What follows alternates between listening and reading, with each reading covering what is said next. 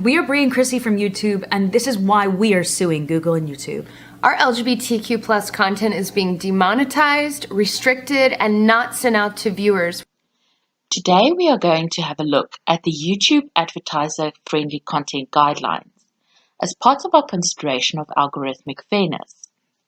For our case study, we are going to be considering the main channel from two YouTube content creators, Bria and Chrissy, who are parties individually and on behalf of their LLC to the class action lawsuit filed recently by a group of LGBT content creators. The lawsuit alleges discrimination against a protected class. Do you know what sucks? Google and YouTube's treatment of our LGBTQ plus community? This video is not intended to feature our personal opinions or emotions about discrimination. We condemn all legitimate cases of unfair discrimination. We respect due process. The lawsuit filing contains a subsection for information that is specific to Bria and Chrissy. 3 videos are specifically mentioned as being, or rather having been, demonetized at some point. These are Proud to Love, the Face Your Fears music video, linked to in the complaint, and 10 ways to know that you are in love. I went through other videos and I found out there was like 100 of our videos that were demonetized for really ridiculous reasons. One of our Paragraph 134 of the legal complaint alleges that as any objective or reasonable viewer can see, the video content on both their channels comply with YouTube's community guidelines and other content-based regulations used to regulate free speech and expression on the platform. Answer 280-2167 under the YouTube section of Google support, as accessed on 11 September 2019, deals with age-restricted content. This page indicates that, among other things, nudity and other sexually suggestive content may lead to a video being age-restricted. It further states that an age-restricted video is not eligible for monetization, and that these videos will not be displayed in certain sections of YouTube. It also states that such videos may not be used as ads. Answer 616-2278 under the YouTube section of Google support, as accessed on the same day, which Google indicates was updated in June 2019 with additional examples, but with no changes to the policies themselves, contain the advertiser-friendly guidelines for YouTube. The advertiser-friendly content guidelines require compliance with YouTube's terms of service as well as with the community guidelines. It further indicates that a content creator needs to follow the YouTube Monetization Policies as well as the Google AdSense program policies. So let's start off by having a look at the YouTube community guidelines, in particular, the policy surrounding nudity or sexual content. These guidelines state that you should not post content to YouTube that depict genitals, breasts or buttocks, whether these be clothed or unclothed, for the purposes of sexual gratification. It also states a few more examples of content that is not considered acceptable. This includes fondling of these particular body parts, nudity or partial nudity, or explicit or implied depiction of sex acts. It then goes further to state that borderline content may be age-restricted. It specifically states that if breasts, buttocks, or genitals, whether clothed or unclothed, are the focal point of the video, or if the clothing would perhaps not be appropriate in public, such as lingerie, or if sexual imagery has been blurred or obscured, videos may be age-restricted or removed. The following images from third parties are suggestive in nature. Their use for the purposes of this video is educational in order to let the viewer decide whether the channel in question is appropriate for all audiences and whether the images comply with the YouTube, Google, and AdSense policies. All information presented is publicly available and was made public by the creators themselves. We have not included any private personal information. If we have a look at Bria and Chrissy's main channel, a large number of thumbnails contain partial nudity. A large number of these thumbnails also contain the word censored in the image. A number of these images also show the couple or others in positions that appear to be of a sexual, suggestive, and/or a provocative nature. A number of the titles and the text in thumbnails appear to refer to specific sexual acts. A number of the titles and text in thumbnails also appear to be content that provides advice on sexual performance or which recounts sexual performance. Such content is not eligible for monetization under the sexually suggestive content examples under adult content under the Advertiser-friendly content guidelines. All of our videos have no thumbnails. The newest way YouTube is trying to fuck us over. Other channels, which means when other people are searching videos or similar videos like this, they are going to see no thumbnail. So why would anyone click on this random screenshot from the middle of a video? If you go back on our channel 1.5 months ago, we were getting 100,000 views and more on all of our videos. To date, we're getting about 25,000 views. That means our videos. The plaintiff's assertion that in paragraph 134 of the class action lawsuit, that any reasonable viewer can see that their content do not violate the YouTube community guidelines or other content-based regulation on the platform, therefore appears to be demonstrably false. As it appears that a large portion, perhaps the main portion, of their channel appears to be clearly not safe for work, is it unreasonable that an algorithm or a human moderator, or both, may designate their videos as age-restricted? From the evaluation in this video, it appears that the algorithm is working exactly as intended by restricting suggestive content on the platform for the legitimate purpose of complying with the YouTube community guidelines and other content-based regulation on the platform. This appears to be a prime example of the correlation-causation fallacy.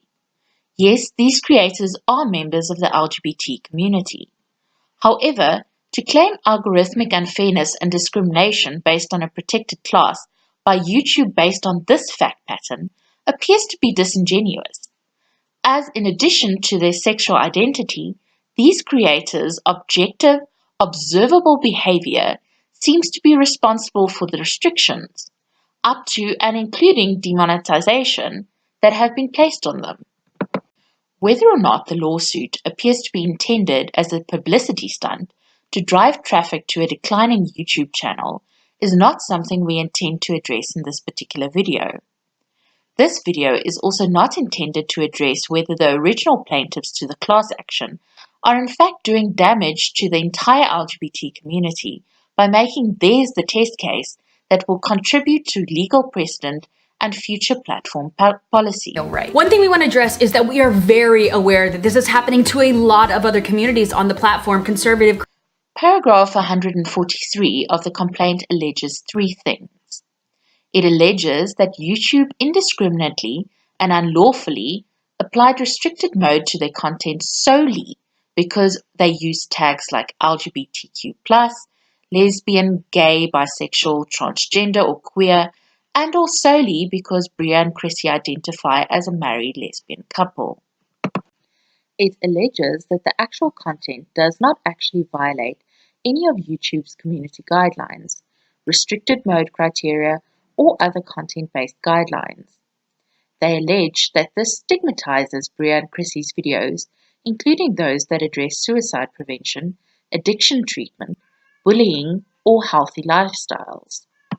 Bria and Chrissy's main channel feature a number of videos that deal with sexual assault. The importance of discussing this topic in an educational manner makes it crucial that it is handled responsibly and sensitively. This includes ensuring that thumbnails and titles, being the things that will show up in someone's feed, are safe for work and free of common triggers. Online communities for sexual assault survivors often provide designated areas for sharing stories and have policies regarding trigger warnings specifically because it is recognized that the healing of one should not unfairly have a significant impact on the healing of others, who may also be experiencing symptoms of PTSD. In responsibly managed communities, users who are not currently feeling safe themselves are encouraged not to read or feel obliged to contribute to particular threads. It appears that the YouTube algorithm is not discriminating based on the fact that Bria and Chrissy are a married lesbian couple, but instead it is functioning as intended and doing so for a legitimate purpose by restricting these videos, particularly as viewers, including but not limited to survivors of sexual assault themselves, may not wish to see, for whatever reason, this on their homepage or during autoplay. This also applies to other sensitive themes featured on their channel, including suicide, substance abuse, and PTSD. While education on such themes is badly needed, this is generally best done in a supportive space, preferably with access to trained professionals. Such content is by its definition not suitable for all audiences, and restricted mode appears to be appropriate. A few notes on the monetization of such content. Under the controversial issues and sensitive events heading of the Advertiser-friendly content guidelines, the guidelines list war, death and tragedies, political conflicts, terrorism or extremism, and sexual abuse as not being eligible for full monetization, even if the content is purely commentary or contains no graphic imagery. In addition to this, the Advertiser-friendly content guidelines under harmful and dangerous acts, under harm to self, harm to others, or harm caused by others, specifically states that content related to suicide, eating disorders, bullying, harassment, domestic violence, or other forms of abuse or self-harm do not qualify for full monetization. Bria and Chrissy admit, as part of the lawsuit itself, that they regularly cover sensitive topics. Per the advertiser-friendly content guidelines, these are simply not eligible for monetization. It thus appears that the assertion that YouTube is regularly demonetizing their content solely on the basis of their sexual orientation is demonstrably false. So let's get back to the 3 videos Bria and Chrissy specifically included in their legal complaint for alleged discriminatory demonetization. While the Proud to Love video consists almost entirely of displays of public affection, it does not appear to cross the line into inappropriate fondling. However, this appears to be somewhat of a borderline case, as YouTube's community guidelines, nudity and sexual content policies indicate that kissing, fondling, or provocative dancing may be age restricted.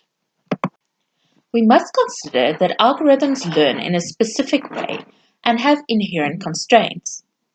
An algorithm may find it difficult to distinguish between the sort of not safe for work content most of the Bria and Chrissy channel seems to consist of, and significant prolonged displays of public affection, such as those in their Proud to Love video.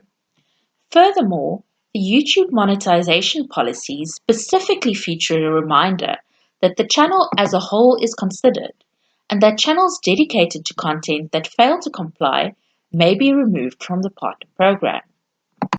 The Face Your Fears music video, while being a protest song, features imagery, particularly in the beginning of the video, that is likely near impossible for an algorithm to distinguish from legitimate extremist content.